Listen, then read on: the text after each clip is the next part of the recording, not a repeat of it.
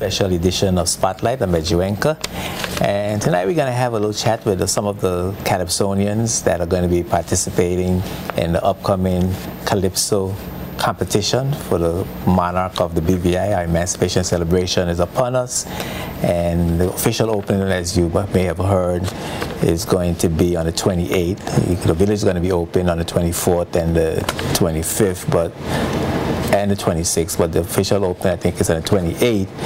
And the local Calypso competition is going to be held that evening. We've had some issues, a little controversy surrounding the Calypsonians and the competition.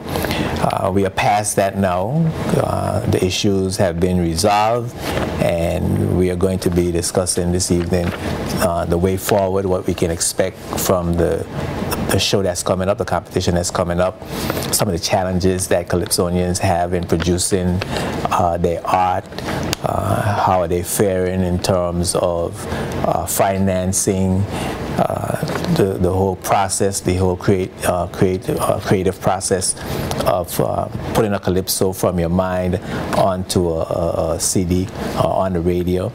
And get a general sense of where the art form is in the BVI and how we can improve upon it, how we can make it better, and where we are going from here, and of course how it all ties into our Emancipation Celebration. So it's going to be an interesting discussion. I have 4 Calypsonians with me tonight.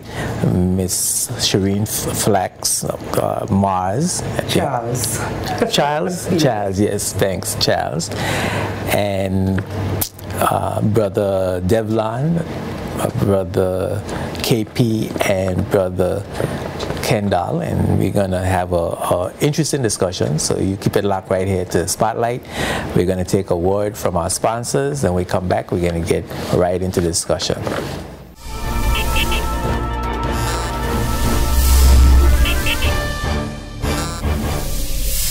This program is sponsored by the law firm of J.S. Archibald & Co. and by the trust company J.S. Archibald Trust Services Limited, both of Roadtown, Tortola, BVI.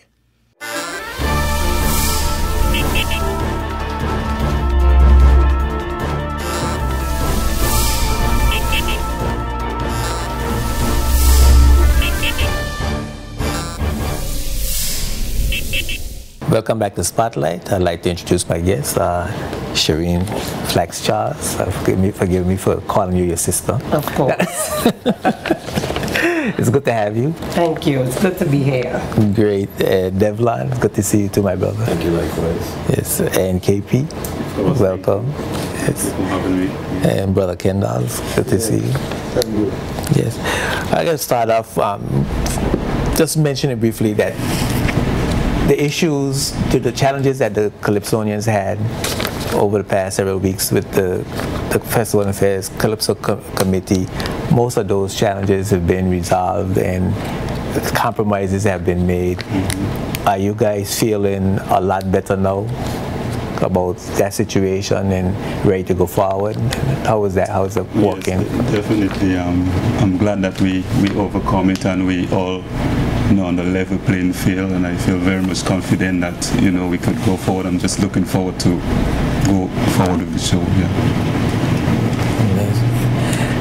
Anybody else feel? Well, I think that despite the challenges, it's going to be a spectacular show. Everyone now just has one song to concentrate on, so I think everyone will be able to spend a lot more time on it. So come out on the 28th of July. It's going to be one of the best shows ever in the BVI. Is that more challenging for you guys that you only have one show? I know you used to have 2 songs. You used to have 2 songs, and I guess you figure if what you miss on the first song, you'll come out with your first song, it's okay, but then you save your best song for the zinger at the second time around. Is it more challenging to have the whole show, the whole competition rest on that one song? Is that more challenging for you? Well, yes, I would like to say it's a bit more challenging because it presents a certain level of uncertainty key as to putting your best foot forward. And I think that if you come out, you're expecting to perform 2 songs, it now puts the additional tension on you to make up, and it's what we would like to look at as sudden death. Yes. Hit or miss. This is the first time for me singing Calypso, and for me kind of dread, because I could say I do 3 songs. I had one first when I went to the studio, then I was doing good for me. So I leave that studio, I take 2 different studios again. I do my 2 different songs in 2 different studios.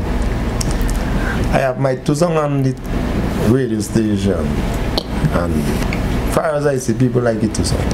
So for me, which one is the best? But now you have to. Now you only the songs that you have on the radio, you can't perform them in the competition, right? That's the new rule, or the rule that was there? No, I mean I could sing them in the competition, carry on new songs. This is the first time I sing it. But me personally, I don't know which of them is the best, because people seems like they like it too. Okay, but what I'm hearing is that you're not supposed to sing a song that was already sung. Am I misunderstanding? That was already performed in a competition. Oh, okay. So even though it's on the radio, yes, if it wasn't performed in a competition, you can still sing. Exactly. Right. Okay. Because I'm glad that's cleared up, because I was confused about that. I thought that you had to come out and sing something that nobody heard it before. Right. It can be aired on the radio or through the media, Facebook, etc., as long as it has not been performed before in a competition. Right. Okay. So you have 2. You don't know which one best, and everybody I guess had more than one song, but prepared to have more than one opportunity to perform. Initially, we were to produce 2 songs, which we had already submitted from a while back. So obviously they are on the air. We submitted them on the radio a long time ago. So. Okay. And I actually produced 4 songs. One will be released either on the weekend or on Monday. And so it's very difficult, because the audience always looks for a serious lyrical song, and then they always want something with a little more humor and a little more melee and so forth. So it poses a challenge, but I think that we would pick the songs that are lyrically strong but still have that humor added to it to make the show exciting. Right. Now, I never understood the reason for the props. I mean, I know it adds sort of like a video effect. Is it part of the judging? The judges look at the props that you have? Yeah, that's one of the criteria is that your stage presentation, you get, I think it's 5 points. 5 yes. points, right. So. It's a small amount of points, but sometimes that makes a difference. Sometimes it really doesn't. I've seen shows already where someone comes out in a suit, nothing on stage, just the person performing, and they've actually won the competition. So, the presentation also is in what you do on stage as well, and not necessarily what's behind you, because sometimes that can distract and take away as well from the performer. So then you're saying that the stage performance, they must carry people on stage? No, you don't have to. That's your choice. Okay. So what motivated you to get involved this year, Kendall? No, my thing is that I always love music for sure, and people always encourage me to do things. When they hear like on the street I try something, they say do something. You need to go there and do something. So I pick up and say doing something, especially my song there with the school children, protect the school children. Normally I have children, I have daughter, and I know I ain't gonna like nobody to do my daughter while he going around. And when I listen to the radio and the TV, and they asking for like people must help out with him by protecting the school children, then I sit down and I say I could do a song with that, and I do a tune with that. protect his school children. And you, when you do songs like that, and when you do your calypsos, do you intend to make them have an impact, and you're hoping that what will happen by you singing about that issue? I think that it should, like the people could listen to my song them and just whatever they're doing wrong, they could stop it. Even the children them should try to be good to them parents and them kind of thing, check. And them thing, because we need that right now. Children them getting out of hand. Yeah, and the man them getting, the big man them getting out of hand too at the same time. Yeah, and if they have children, then if you love children, trust me, you're going to do just what it takes to build up children.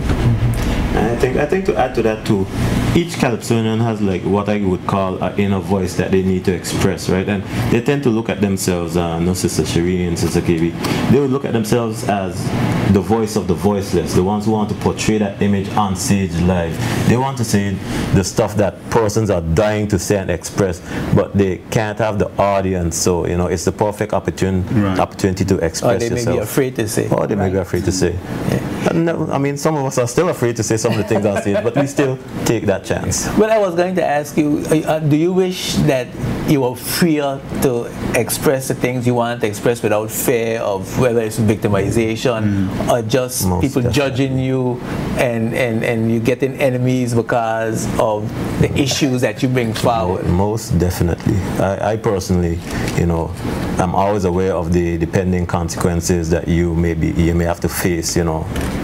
It's a political world, and you just have to be worried about the unintended consequences. Yeah.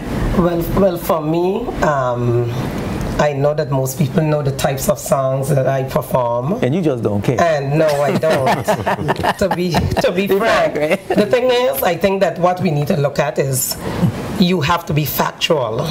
Do your research as a Calypsonian, because once you have the facts laid out, they can't run from the truth, politician or else. One of my songs for this year is titled "At the Discretion of the Minister."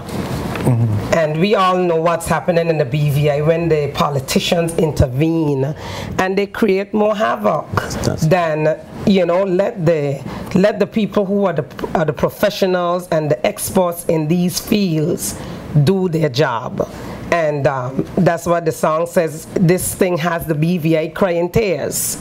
Yes. And so for me, I am going to sing it. I'm not going to sing anything that I don't believe in, that I don't have a passion for, but I will not be gagged. And you're not going to make up things on people that's not true? Not at all. You ain't going to slander Not at all. Yeah. Because that too can create a situation for you.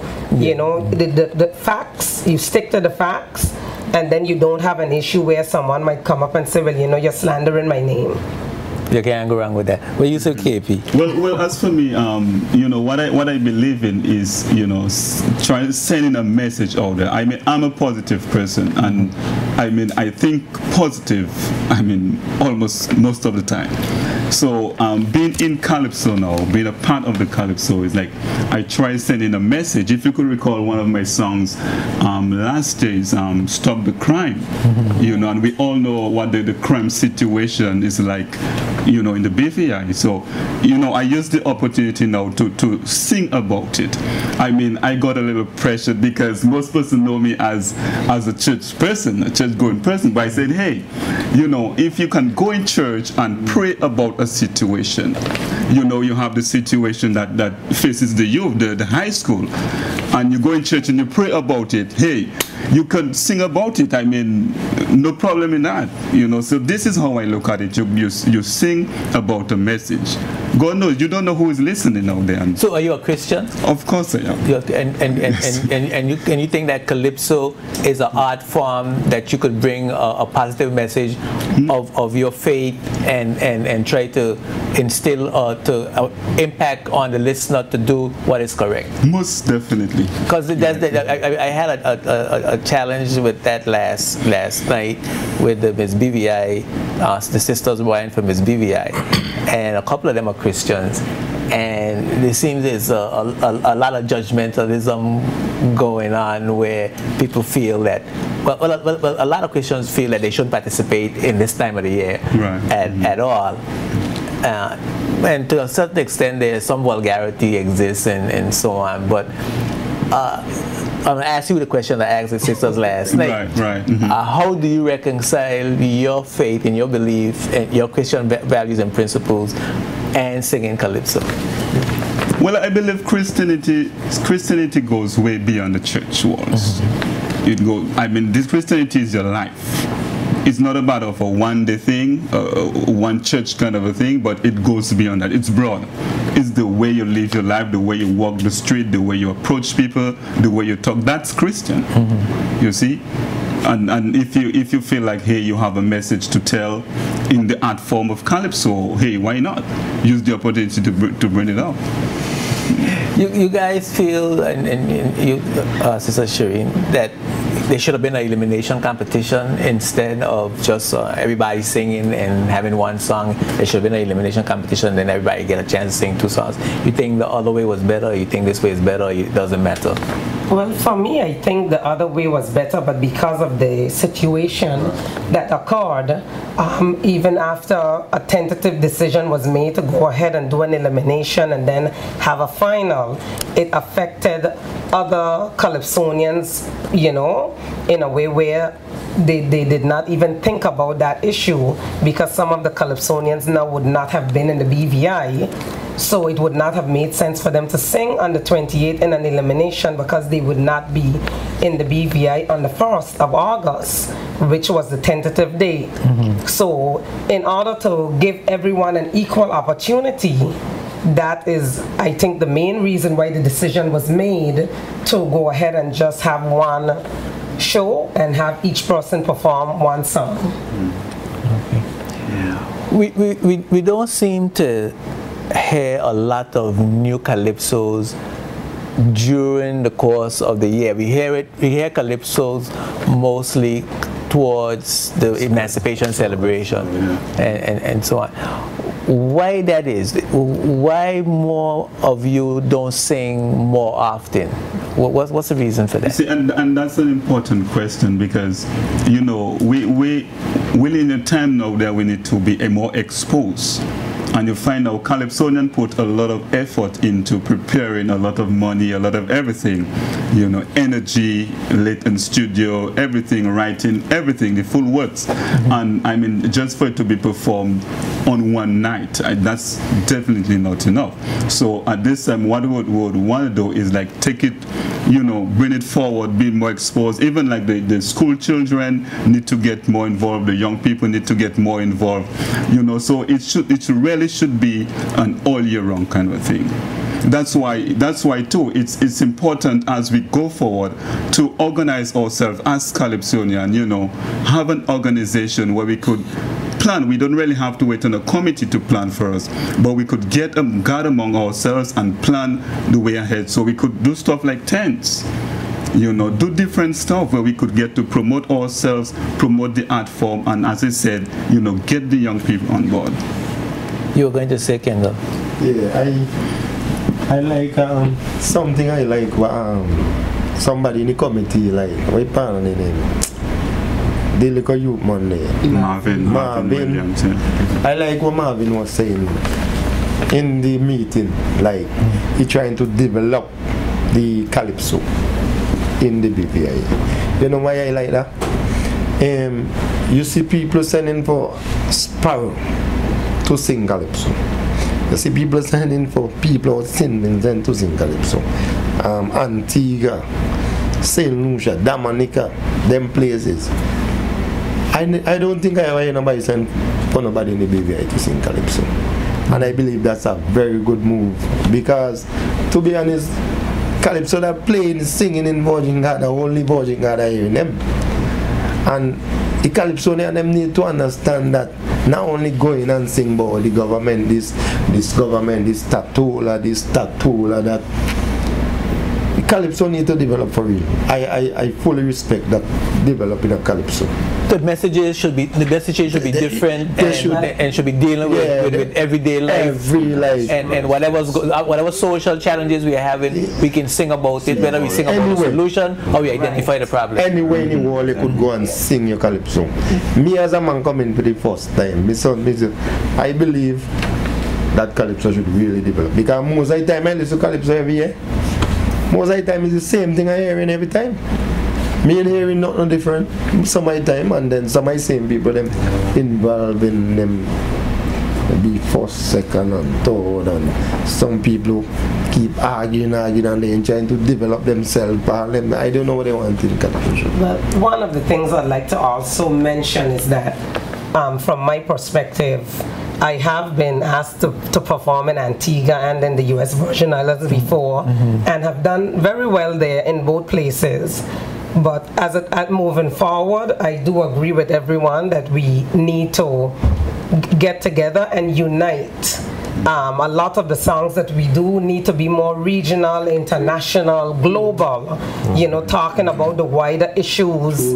But one of the challenges that we face with that in the BVI, the radio stations, if it is not what we would call smut or the melee, you barely get it played. I have a song that the song was released almost 2 years ago. I've never performed it on stage in the BVI, called It's Just a Phase. And you have to beg them to play it because it's more global. It goes way back to Pharaoh and Egypt. It talks about the economic crisis in the world. But you cannot get the radio stations to play that because it doesn't have all of the melee in it. And so I would appeal to the radio stations as well to, give that opportunity for those songs to be out there, because a lot of the local Calypsonians do have those types of songs, but they're not given an opportunity to be played. And I do agree that we need to have Calypso all year round, and that's something that we need to push forward with, as soon as the festival is over. It's true, because some radio station them, like I gonna tell you, like ZVCR don't play people's song a lot. BVI radio don't play people's song a lot. Well, I find a problem with way name radio station there. All the names. Which one that is? The one we got is Sunday. Oh, Zero. I have a problem with that. The radio station, to me honest, is more like them more playing raps and overseas. Calypsonian them in my country, right? When you hear a Calypso show, it's everyday hear Calypso. Calypso pounding down radio station 24/7. That's how people don't know and learn the Calypso and know what you're saying. Because everybody could, like, let me say, speak, me not custom talk, speak, me say talk properly. So you have to listen to some people Calypso, and for hear what them say, you have to listen it more than one time. Yeah. Until you get into your vibes. Then when you get into your vibe, now you could say, oh, me understand what you say. The Calypso makes sense. And sometimes people have good Calypso and people say stupidness because they only hear it one time, two times. Yeah. Sometimes they never hear it at all. And we know that a lot of songs that we hear, the first time we hear them, we don't like them. We don't like them. And you keep it, you hear them over and over, and then they come a big hit, and everybody like it after that. In a Calypso, in a festival season, people are supposed to be playing Calypso. Yes. Calypso. All the Calypso. time. Calypso. Some people are just playing rap, and like that station I talking, he calling people from overseas and this and that, and the BVI having a festival. He put it down in Calypso show. Yeah. People need to understand in Calypso. We're gonna take a break. Yes, I'm hearing you. I'm hearing you. We're gonna take a break and we're gonna come right back with more of the Calypsonians right after these words from our sponsors. Keep it locked right here to Spotlight. Spotlight is brought to you by Bolo's High Tech Printery, Virgin Island Motors, and Clarence Thomas Limited.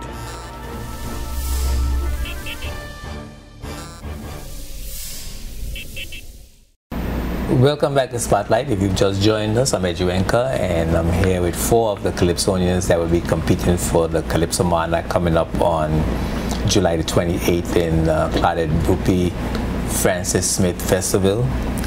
And of course, I'm here with Miss Shireen Charles, Mr. Devlon, Brother KP, and Brother Kendall. And we're having a discussion about Calypso and some of the challenges that Calypsonians are having in the Virgin Islands. Is it expensive to produce music, your Calypso? It's an expensive venture. Yes, it is. So how do you get funding? The money comes out of your pocket? Yes, it does. Yeah, it does, yes. For the most part, yeah. Okay. So this is basically a labor of love.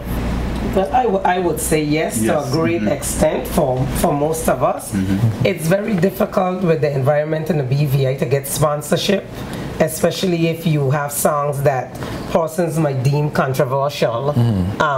To produce one Calypso, if you are not your own writer, it can run you $800 plus to write out the music. If the committee doesn't agree to do that, which they have done this year, that's another $100 minimum. So you're looking at $1,800 for 2 songs, you know, and that's being conservative. So, I mean, why you guys doing this year after year, and what returns do you get? You have songs on the radio, you have songs on the radio, you have songs on the radio, you have songs on the radio. Are you getting a return? You just spend a lot of money to produce those songs. Are you getting a return on those songs on the radio? You get any money back? How do you get money back? I personally do 3 songs this year for the first time I do Calypso. Because the first studio I went to, there wasn't doing nothing for me. I never had the feelings. I left and I don't pay. So I left and I ended up going to 2 different studios and I paid again to do my song. So I have 3 songs I do in all for the festival and only could use 1. Yeah, but I mean, the songs on the air, are you selling the CDs, or you just make the song to play and then to perform during festival? I only do my song them and I send them out because I want people to know my song them, because that's why I plan to do them 2 songs. You're not hoping to make money from the songs? Well, if it No. What is happening? We produce for the competition. If you're going into a recording album, that's a different scenario. But what we do annually is do 2 songs just for that period. And you do the same thing as well? It's sort of like, I like to think of it as a contribution to my the emancipation celebration. Exactly. And if you have a love for it, I mean, sometimes spare no expenses. I mean, if you see an article of clothing out there that you like, that you must have, you spare no expenses. And so you're trying to, do what you love, and it's a self-fulfilling feeling for me, personally. Yeah. Well, what I would say too, it really depends. Some years you have sold lots and lots of CDs. People are always asking for CDs. Other years, sometimes you don't put that much emphasis on it. So it really depends. And then if you're asked to sing at other events, whether in the territory or outside of the territory, there are some rewards to be had from a financial standpoint. But now with the era of technology, CDs are not really, the way to go. So you end up doing the Facebook, the iTunes, and so forth to get, and the YouTube to get your stuff out there. So it's a combination of both, I would say. And as Devlon said, one of the things that we look at is contributing to the art form of Calypso, as well as to the festivals here in the British Virgin Islands. Well, I think in the BVI, we were mostly, at least when I was growing up, I know we were mostly American music people. You could bear me out on that. Right? I can remember the days of on Sunday and ZBVI, the Motown. Yeah. A lot of the American music.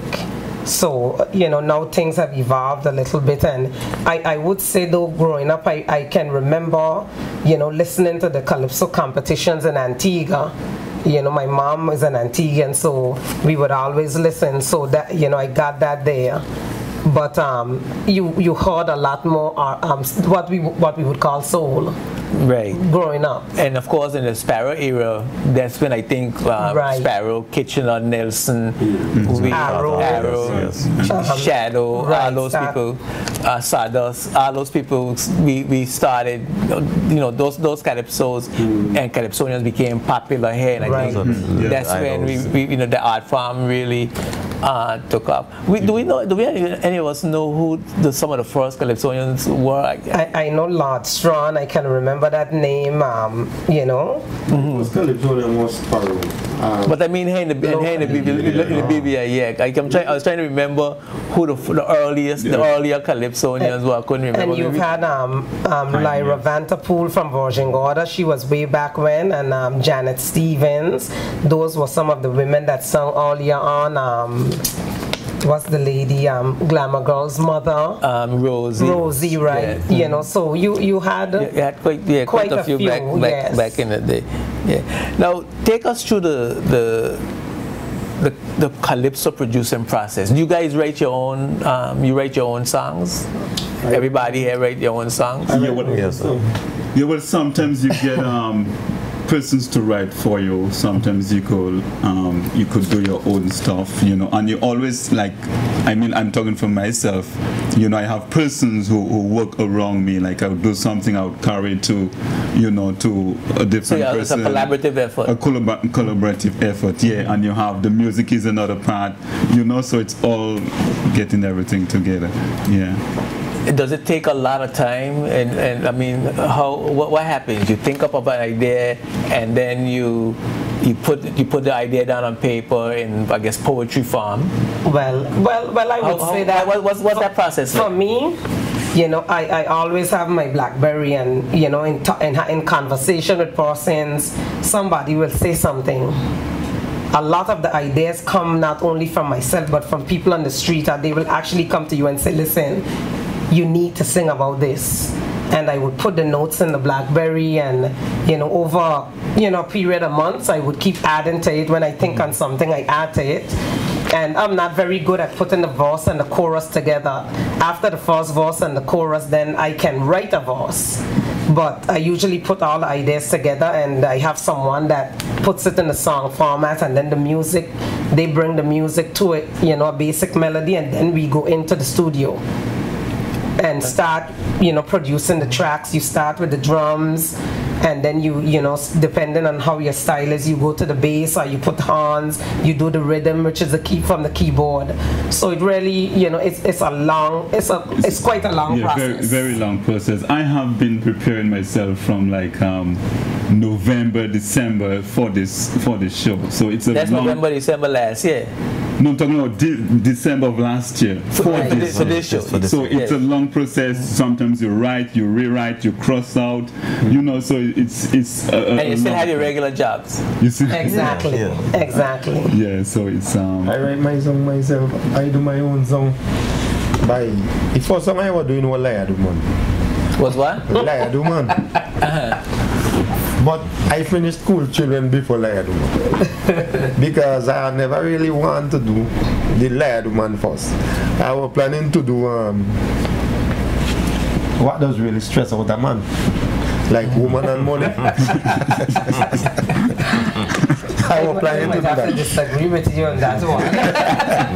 Woman and Money does stress out a man. Yeah, I was planning to do that one, and then I have friends who keep saying, do Liar Do Man, man. Liar Do Man might better. So a lot of what you write, then it comes from your own personal, my own personal experience. If I go in the bathroom, now a boss come to me, I run out and I write in that down. I write in that.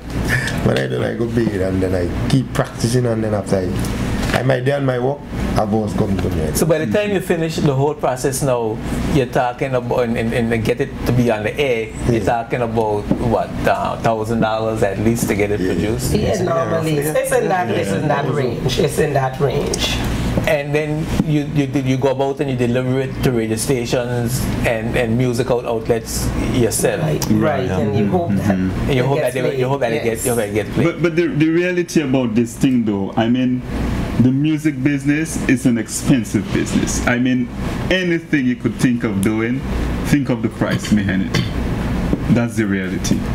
Even to produce an 8.5 by 11 sheet of paper music score, that's $100 right there.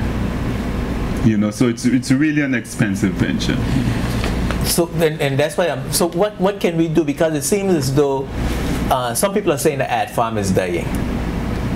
Is it do you feel that it's dying, or you feel that it's a resurgence? Well, I personally do not think it's dying. You have new persons coming onto the scene with Kendall and Devlon this year, and yes, we've had a lot of issues, but I personally think that it's moving to a different level. The fact that persons are writing 3 and 4 songs at a time now, I think where we need to go now is to get exposure for the songs, for the music, for the Calypsonians, you know. And like I said before, I know in the past some of the big beverage companies would sponsor Calypsonians or give prizes. We need to get back to that. We need to go out there, get them involved in the process. You know, you have to involve the wider community, and I think that you know, once you start getting that exposure, if we can get someone to sponsor 2 hours of Calypso on the radio stations each week, it makes a big difference. Right. Definitely. Or even for marketing purposes, something, say a compilation CD of the Calypso hits for, you know, the season, that could go along. Even that could have been, that could have gone down very well. Yeah. What are your relationships with the radio stations? You get a good reception when you take your product. How you feel about that? Personally, I carry my first song to Galite, and he say last my first song, that was Lion Monarch gave us. Up to now, I never he played Lion Monarch. Did you carry it back? Did you carry another one? I mean, he could have really lasted. He said he lost it, he put it on, he doesn't you know it is. Big man, and I carry it for you. He never even asked me, where up if, you know, like I hear other people are going, and he interviewed them. So I find out funny pause of who he interviewed. I say, but how come he never interview me? Partner say you got pay to interview. I got paid to play a song. I decide that I ain't go to a radio station and supposed to play in a festival time to play nobody's song. I mean, you carry a tune, play a tune, who love you, who hate you. Well, for me, I have not had problems with the radio stations per se or any media in terms of getting the songs played when it's not an election year. When it's an election year, I've had situations where, you know, if they felt that it was too controversial, some radio stations definitely would not play some of my songs, but guess what? That made it even more exciting. That made people want a copy of that song. So you want to hear what the controversy is about. Exactly. So it really depends on what the situation is. I have heard of persons that won't pay for playing the songs. You know, but in that situation, I'm not sure about that. But I have heard that rumor on the street. People tell me I pay to get a song. But I don't have that problem. Okay. You usually go in. I think emailing the music to the different DJs is a better way of dealing with it instead of sending a CD, because I find that once if you email it, it's locked in the computer, and you just click on it. A CD can get lost. You could bypass it too. Yeah. Well, I like to give people the benefit of the doubt. Yes. This is right. And I'm saying, you know, if somebody say, well, I lost a CD, you make arrangements to try to get them another one. You don't make a judgment. Don't make a judgment right away. Okay, 18 people are going to sing Calypso this year, right? Tell me now, the radio station supposed to be based on Bay Calypso. But there's a lot of Calypso. I know ZBVI. I rate up ZBVI full on. Yes. You see ZBVI? I could put my hat on the black flag. And ZVC, I could put my neck on the black. Them 2 radio stations there. But the other radio station, them sound that ain't ready for me. Now, what can we expect this year in the Calypso show? It's gonna be a problem because if you judge them have to sit down and 18 people who judge one song, some people are gonna say judge 3 too. But then I realize it's a problem for judge them. One song is judging. And you can't tell me only one song in a Calypso show good. Yeah, well, that's a challenge you're gonna have to make. You're gonna have to bring your best. Best of the best. Best of the best. Yeah, right. Best of the I best. can understand the best of the best, but to be honest, we gotta just expect for whatever it is because it could be real problem for them judge. So you mean it's gonna be a problem because all the songs gonna be that good? You expect all the Calypso? All the Calypso ain't gonna be good, you know. But out of 18 people, no, if you is a judge, tell me something how you gonna feel. Sit down under 18 people. But I'll tell you something about judging though, and I have judged in beauty pageants, for example, and it's difficult. It's difficult to cheat, number one, I think, and number two, it's usually have a farm with numbers and ratings.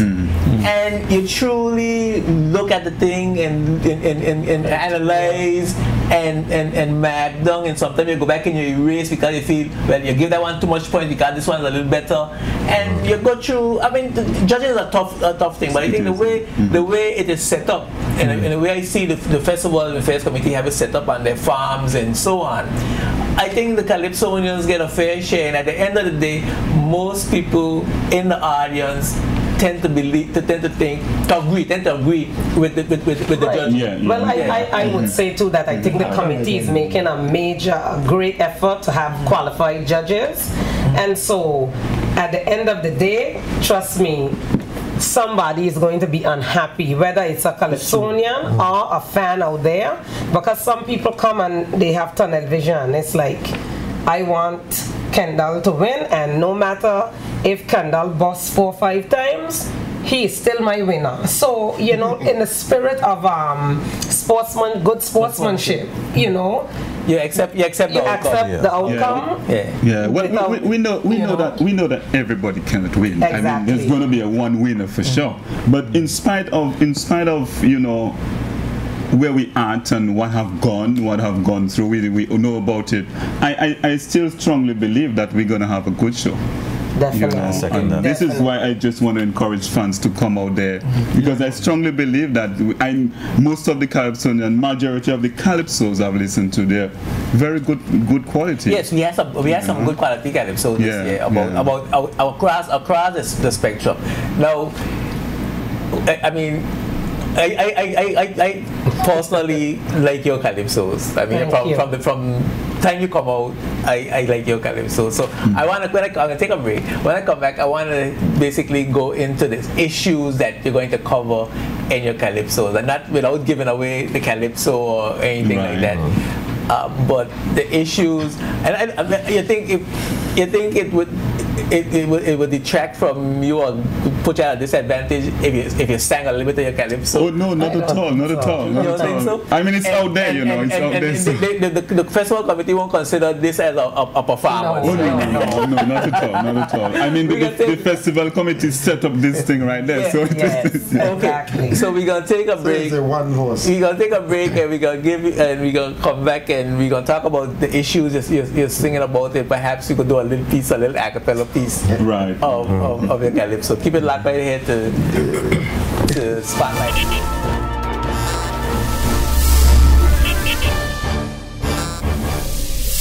This program is sponsored by the law firm of J.S. Archibald & Co. and by the trust company J.S. Archibald Trust Services Limited, both of Rotown, Tortola, BVI.